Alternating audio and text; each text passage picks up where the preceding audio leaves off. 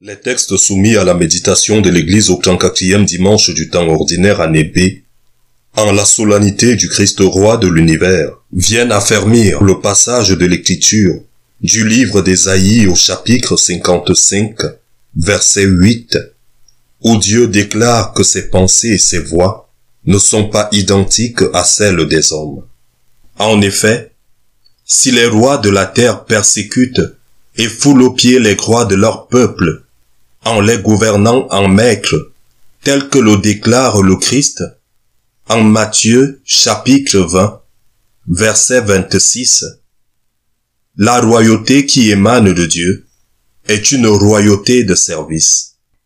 Une royauté de service décrite dans la première lecture du livre de Daniel au chapitre 7, des versets 13 à 14, comme éveillant et suscitant en l'homme l'espérance de l'atteinte d'un bonheur éternel. Une royauté de service qui s'explique selon saint Jean dans la deuxième lecture du livre de l'Apocalypse au chapitre 1 des versets 5 à 8 par l'amour infini